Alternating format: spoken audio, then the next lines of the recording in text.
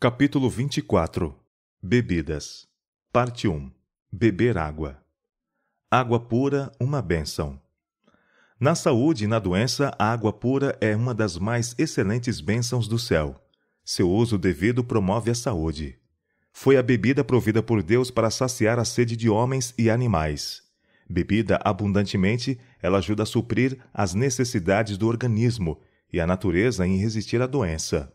Eu devo comer com parcimônia, aliviando assim meu organismo de uma carga desnecessária e estimular a alegria e proporcionar-me aos benefícios do exercício apropriado ao ar livre. Devo banhar-me com frequência e beber abundante água pura, leve. Uso de água na doença. A água pode ser empregada de muitas maneiras para aliviar o sofrimento. Goles de água quente, tomados antes de comer, mais ou menos meio litro, nunca farão qualquer dano, antes serão benéficos. Milhares de pessoas têm morrido por falta de água e ar puro, os quais poderiam haver vivido. Essas bênçãos eles necessitam para ficar bons. Se fossem esclarecidos e deixassem os remédios em paz e se habituassem ao exercício ao ar livre e arejarem sua casa, no verão e no inverno, e a usarem água para beber e banhar-se, estariam relativamente bem e felizes, em vez de arrastarem existência miserável. Em caso de febre. Caso em estado febril houvesse-lhe sido dado a beber abundância de água e houvessem sido feitas também aplicações externas, haveriam sido poupados longos dias e noites de sofrimento, e salva muita vida preciosa. Milhares, porém, têm morrido com febres ardentes a consumi-los, até que o fogo que alimentava essa febre extinguiu-se, os órgãos vitais foram consumidos e morreram na maior agonia, sem lhes ser permitido ter água para mitigar-lhes a sede ardente.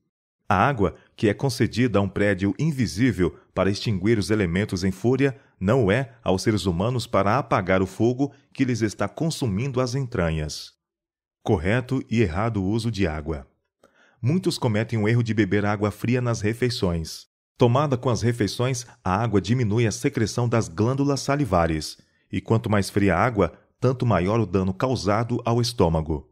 Água ou limonada geladas ingeridas às refeições paralisa a digestão até que o organismo haja comunicado ao estômago calor suficiente para recomeçar seu trabalho. As bebidas quentes são debilitantes. Além disso, os que se permitem usá-las tornam-se escravos do hábito. O alimento não deve ser impelido para dentro com água. Não é necessária bebida com as refeições. Comei devagar e deixar que a saliva se misture com a comida. Quanto mais líquido for posto no estômago com as refeições, tanto mais difícil é para a digestão do alimento, pois esse líquido precisa ser absorvido primeiro.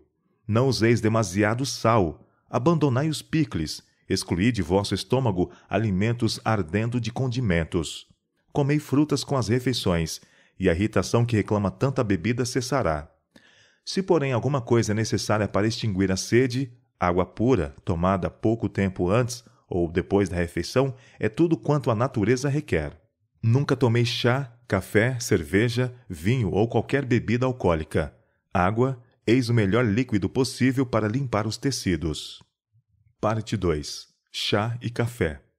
Os efeitos estimulantes do chá e do café. O regime alimentar estimulante e a bebida de nossos dias não são conducentes ao melhor estado de saúde. Chá, café e fumo são todos estimulantes e contêm venenos. Não são somente desnecessários, mas nocivos e devem ser rejeitados, caso queiramos acrescentar ao conhecimento temperança. O chá é venenoso para o organismo. Os cristãos devem deixá-lo em paz. A influência do café é até certo ponto a mesma do chá, mas o efeito sobre o organismo é ainda pior. Sua influência é excitante e justo na medida em que ele eleva acima do normal, exaure e ocasiona depressão abaixo do normal também. Os bebedores de chá e de café apresentam no rosto os seus vestígios. A pele torna-se pálida, tomando um aspecto sem vida. Não se lhes vê no semblante o brilho da saúde. Doenças de toda espécie e tipo têm sido trazidas sobre os seres humanos pelo uso de chá e café e os narcóticos, ópio e fumo. Essas condescendências prejudiciais devem ser abandonadas. Não apenas uma, mas todas. pois todas são danosas e destruidoras das faculdades físicas, mentais e morais, devendo, do ponto de vista da saúde, ser abandonadas. Nunca tomeis chá, café, cerveja, vinho ou quaisquer bebidas alcoólicas. Água, eis o melhor líquido possível para limpar os tecidos. Chá, café e fumo, bem como as bebidas alcoólicas, acham-se em graus diversos na escala dos estimulantes artificiais. O efeito do chá e do café, segundo tem sido mostrado até aqui, tende para a mesma direção do vinho e da cidra, do licor e do fumo. O café é uma satisfação nociva. Estimula temporariamente o cérebro a uma ação desnecessária, mas o efeito posterior é exaustão, prostração, paralisia das faculdades mentais, morais e físicas. A mente fica enfraquecida e, a menos que, mediante esforço determinado, seja o hábito vencido, a atividade do cérebro é permanentemente diminuída. Todos esses irritantes dos nervos estão minando as forças vitais e o desassossego causado por nervos estragados, a impaciência, a fraqueza mental, tornam-se elementos contendores, antagônicos ao progresso espiritual. Não devem, então, os que advogam a temperança e a reforma estar alerta para neutralizar os males dessas bebidas prejudiciais? Em alguns casos é tão difícil romper o hábito do chá e do café como é para ébrios abandonar o uso da bebida. O dinheiro gasto com chá e café é mais que desperdiçado. Eles só causam dano aos que os usam, e isto continuamente. Os que usam chá, café, ópio e álcool podem, às vezes, viver até a avançada idade. Isto, porém, não é argumento em favor do uso desses estimulantes, que poderiam haver realizado, mas deixaram de fazê-lo por causa de seus hábitos intemperantes, só o grande dia de Deus revelará. Os que recorrem ao chá e ao café como estimulantes para o trabalho experimentarão os maus efeitos dessa maneira de proceder em nervos trêmulos e falta de domínio. Nervos cansados necessitam de repouso e quietação. A natureza precisa de tempo para recuperar suas energias exaustas. Se suas forças, porém, continuarem a ser instigadas pelo uso de estimulantes, há, quando esse processo é repetido, uma diminuição da força real. Por algum tempo, pode-se realizar mais sob um incitamento artificial, mas gradualmente se torna mais difícil suscitar as energias ao desejado ponto e, por fim, a natureza exausta não mais pode corresponder. Os efeitos nocivos atribuídos a outras causas. O hábito de beber chá e café é maior mal do que muitas vezes se suspeita. Muitos que se habituaram ao uso de bebidas estimulantes sofrem de dor de cabeça e prostração nervosa e perdem muito tempo em consequência de enfermidades. Imaginam que não pode viver sem um estímulo e ignoram seus efeitos sobre a saúde. O que as torna mais perigosas é que seus maus efeitos são frequentemente atribuídos a outras causas. Efeitos na mente e na moral.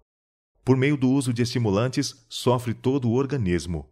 Os nervos ficam desequilibrados, o fígado mórbido em suas atividades, a qualidade e a circulação do sangue são afetadas e a pele torna-se inativa e pálida. Também a mente é prejudicada. A influência imediata desses estimulantes é excitar o cérebro à indevida atividade, só para deixá-lo mais fraco e menos capaz de esforço. O efeito posterior é prostração, não somente mental e física, mas moral. Vemos, em resultado, homens e mulheres nervosos, carentes de bom senso e mente desequilibrada. Manifestam muitas vezes um espírito precipitado, impaciente, acusador, vendo as faltas dos outros como através de lentes de aumento e inteiramente incapazes de discernir os próprios defeitos. Quando esses bebedores do chá e do café reúnem para entretenimentos sociais, manifestam-se os efeitos de seus perniciosos hábitos. Todos participam à vontade de suas bebidas prediletas, e à medida que é sentida a influência estimulante, saltam-se-lhes a língua e começam a obra ímpia de falar contra outros. Suas palavras não são poucas ou bem escolhidas. São passados ao redor os petiscos da maledicência, muitas vezes o próprio veneno do escândalo. Esses irrefletidos faladores esquecem que têm uma testemunha.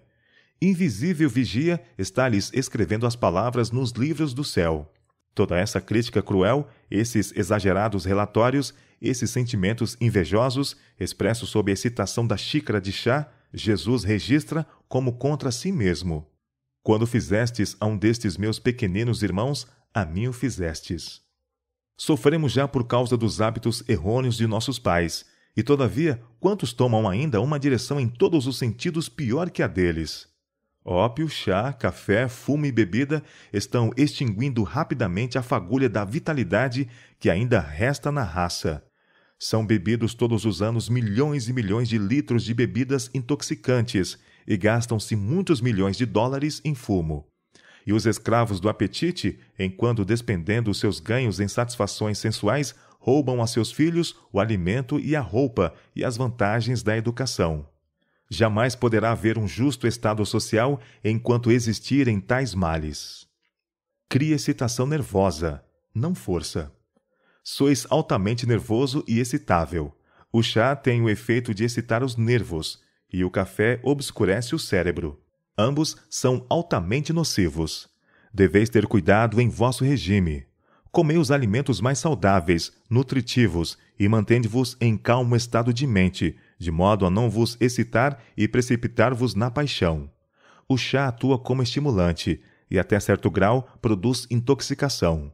A ação do café e de muitas outras bebidas populares é idêntica. O primeiro efeito é estimulante.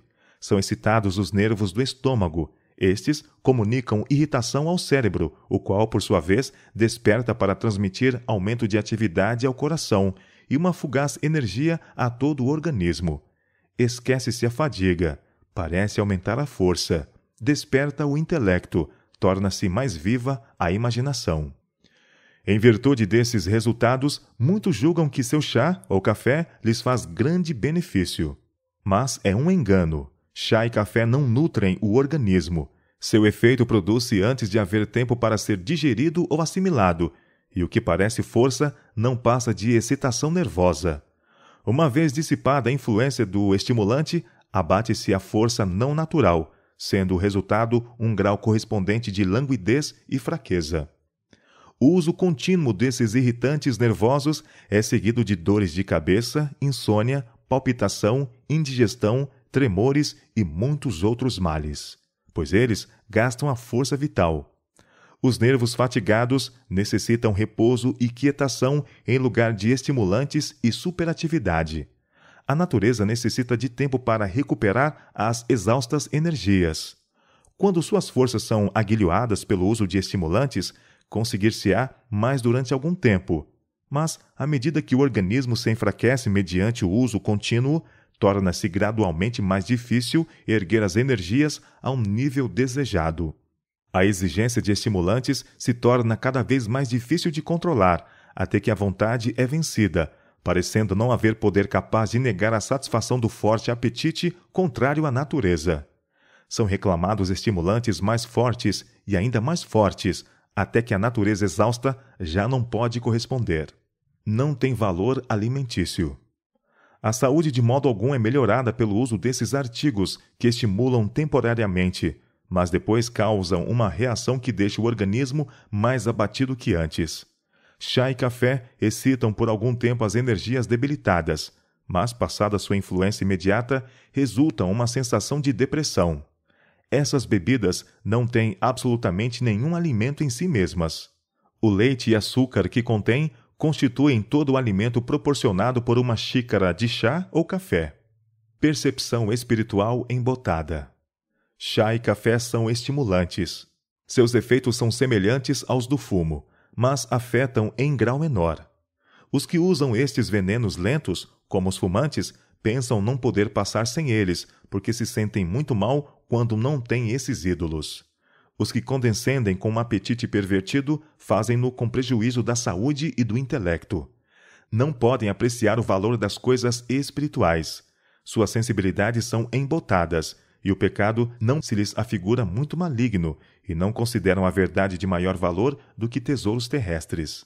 Tomar chá e café é pecado, com descendência prejudicial que, como outros males, causa dano à alma. Esses diletos ídolos criam excitação, ação mórbida do sistema nervoso, E depois que a influência imediata do estimulante passa, deixa abaixo do normal, na mesma proporção em que suas propriedades estimulantes elevaram acima do normal. Aqueles que usam fumo, chá e café devem pôr de lado esses ídolos e porem esse gasto no tesouro do Senhor. Alguns nunca fizeram sacrifício pela causa de Deus e estão adormecidos quanto ao que o Senhor deles requer. Alguns dentre os mais pobres terão a maior luta para renunciar a esses estimulantes. Esse sacrifício individual não é exigido porque a causa de Deus esteja sofrendo por falta de meios. Mas cada coração será provado, cada caráter desenvolvido. É por princípio que deve agir o povo de Deus. É preciso pôr em prática na vida os princípios vivos. Os fortes desejos interferem com o culto espiritual. Chá e café, da mesma maneira que o fumo, têm efeito prejudicial sobre o organismo. O chá é intoxicante, se bem que em grau menor seu efeito é no caráter o mesmo que o das bebidas alcoólicas. O café tem maior tendência para obscurecer o intelecto e amortecer as energias. Não é tão poderoso como o fumo, mas semelhante em seus efeitos. Os argumentos apresentados quanto ao fumo podem ser também alegados acerca do chá e do café. As pessoas habituadas ao uso do chá, café, fumo, ópio, bebidas alcoólicas não podem adorar a Deus quando privadas da costumada satisfação. Empenhem-se eles, enquanto privados desses estimulantes, no culto a Deus, e a graça divina será impotente para animar, vivificar ou espiritualizar suas orações ou seus testemunhos. Esses professos cristãos deveriam considerar os meios que lhes dão satisfação. Vêm eles de cima ou de baixo? O transgressor insensível não é sem culpa. Satanás vê que não pode ter tanto poder sobre a mente quando o apetite é mantido em controle, como quando é satisfeito, e opera ele constantemente para levar os homens à condescendência.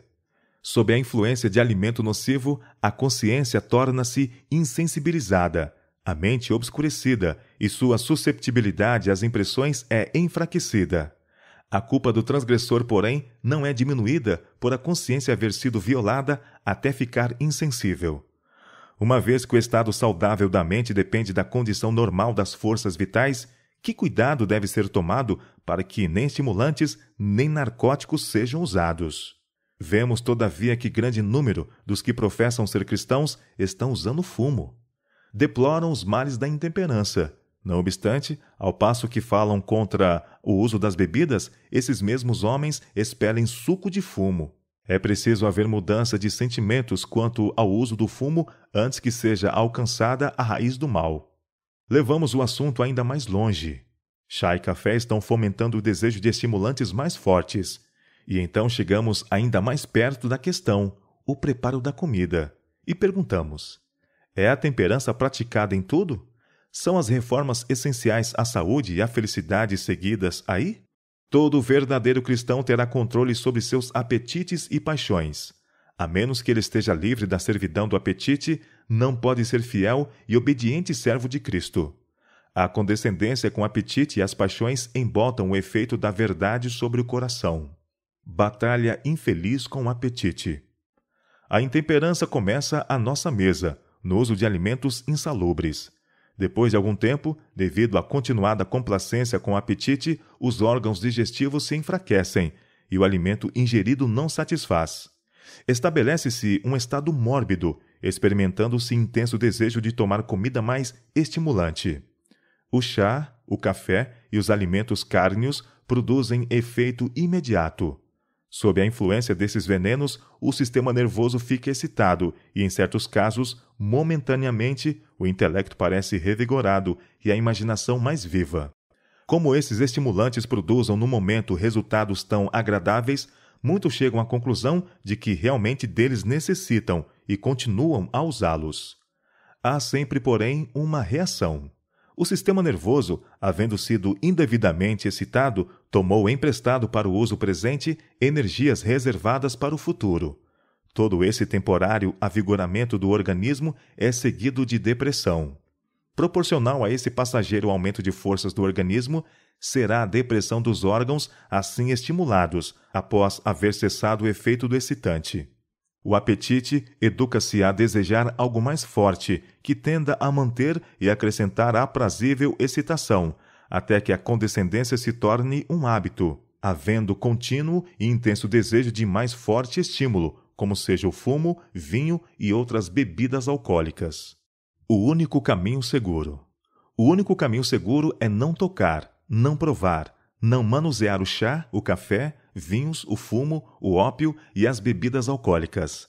A necessidade de os homens desta geração chamarem em seu auxílio a força de vontade fortalecida pela graça de Deus, a fim de resistir às tentações de Satanás e vencer a mínima condescendência com o apetite pervertido, é 2 vezes maior que a de algumas gerações passadas.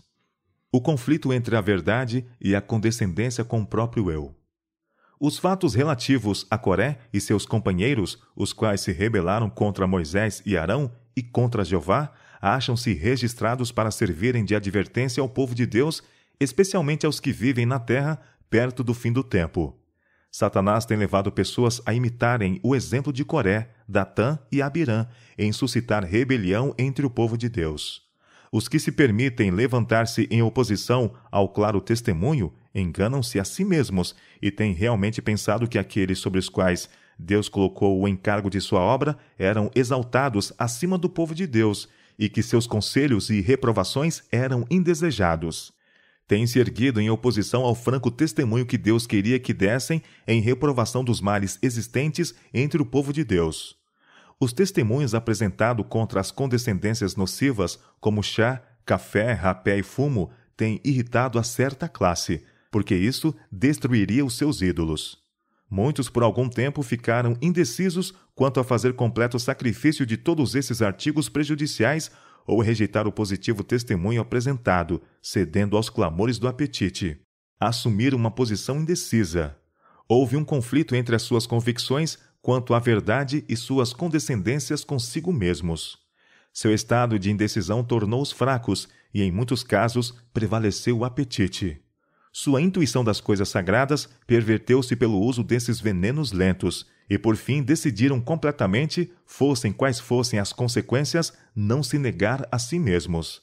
Esta decisão tremenda ergueu desde logo um muro de separação entre eles e os que se empenhavam em purificar-se, como Deus ordena, de toda a imundícia da carne e do espírito, aperfeiçoando a santidade no temor de Deus.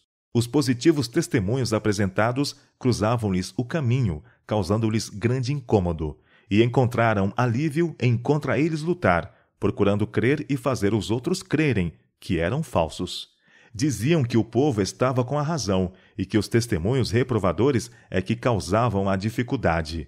E quando os rebeldes desenrolaram sua bandeira, todos os desafetos acorreram ao redor do estandarte, e todos os defeituosos espirituais, os coxos, os mancos e os cegos, unem sua influência para espalhar e semear a discórdia. As raízes da intemperança. Grandes esforços se fazem para derribar a intemperança. Muito esforço se faz, no entanto, que não é dirigido exatamente ao ponto. Os advogados da reforma da temperança devem estar alerta quanto aos maus resultados do uso de comidas não saudáveis, dos condimentos, do chá e do café. Desejamos boa sorte a todos os obreiros da temperança, mas convidamo-los a considerar mais profundamente a causa do mal que combatem e estar certos de que são coerentes na reforma. Deve ser mantido perante o povo que o justo equilíbrio das faculdades mentais e morais depende em alto grau da devida condição do sistema fisiológico.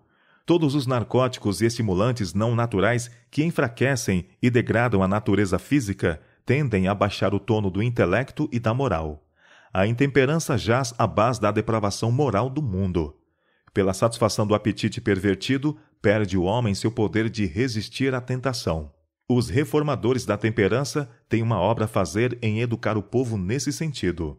Ensinar-lhes que a saúde, o caráter e a própria vida são postos em perigo pelo uso de estimulantes que excitam as exaustas energias a uma ação antinatural, espasmódica. Perseverai, e a natureza se aliará.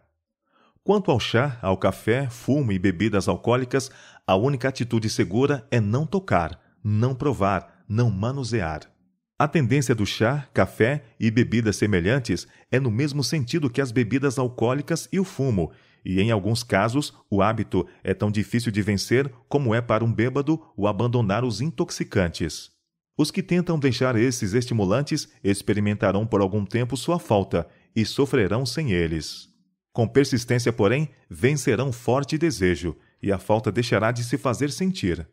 A natureza talvez exija algum tempo até se recuperar do maltrato sofrido.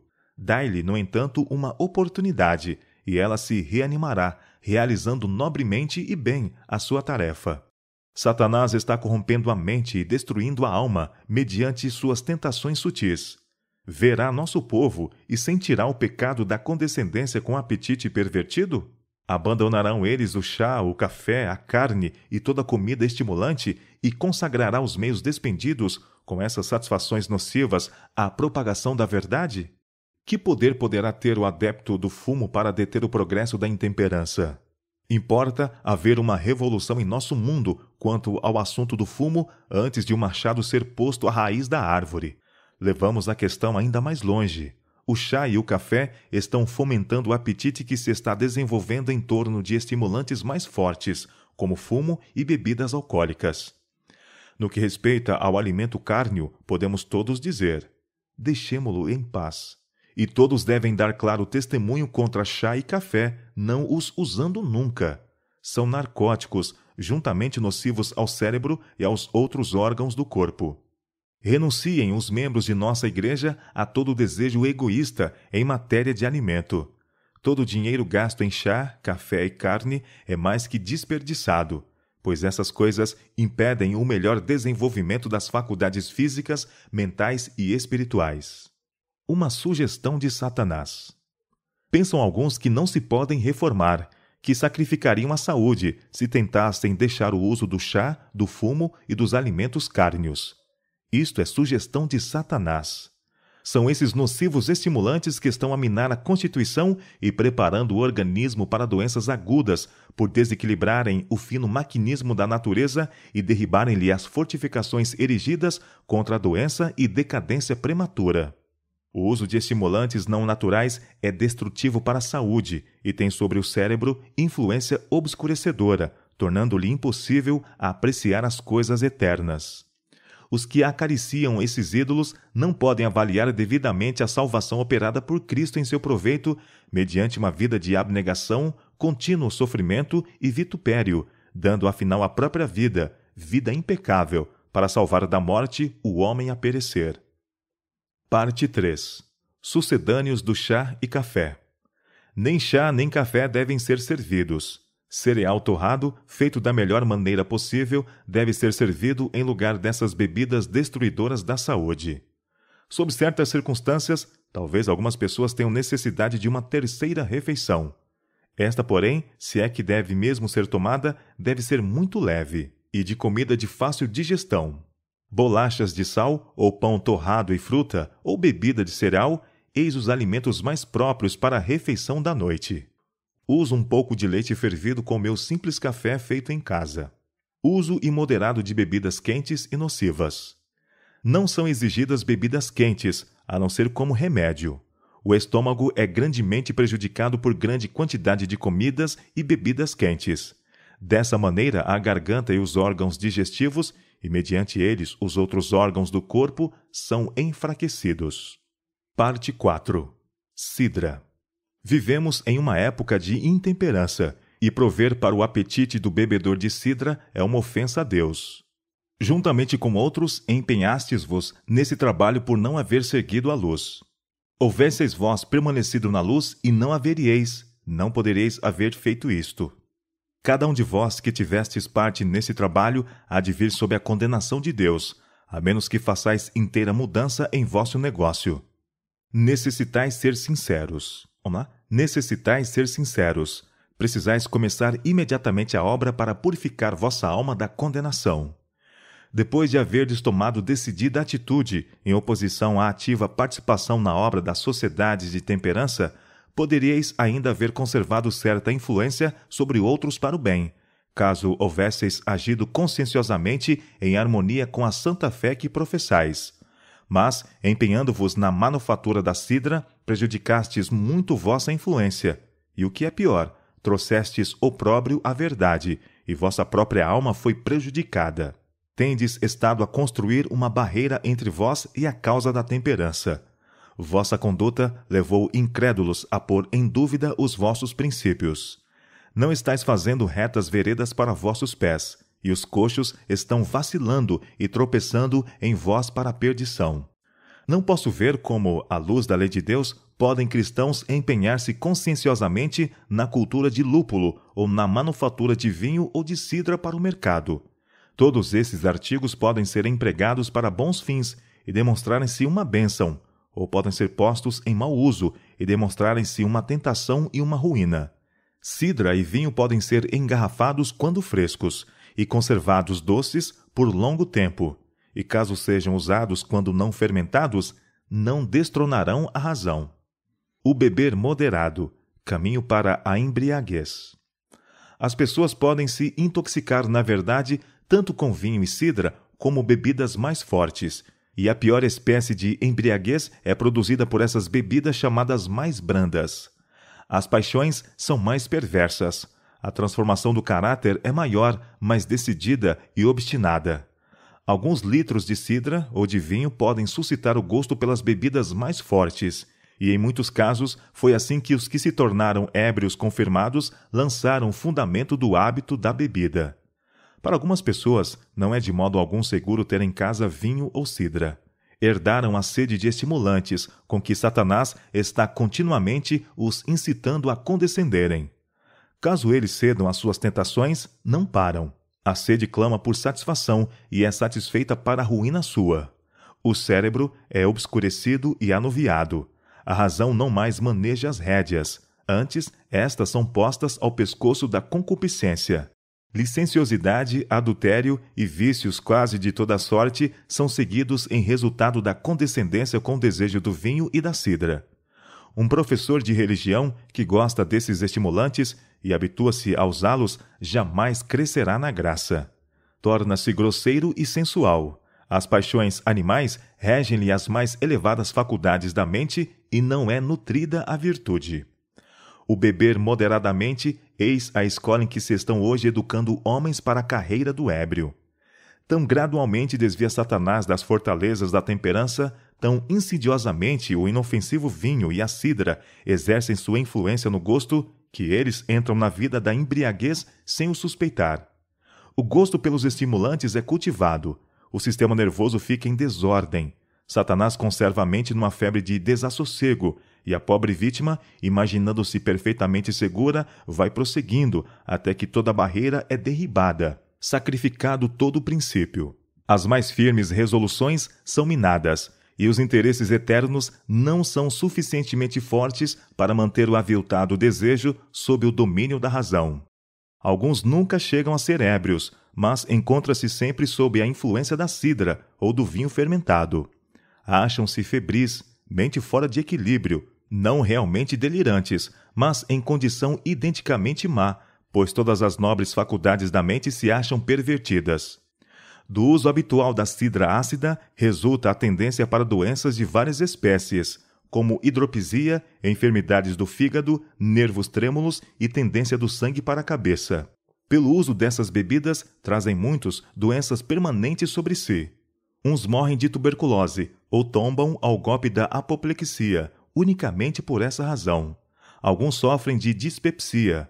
Toda a função vital é adormecida, e os médicos lhes dizem que sofrem do fígado, quando se eles arrebentassem o barril de cidra, não substituindo nunca mais, suas maltratadas forças vitais recuperariam o primitivo vigor.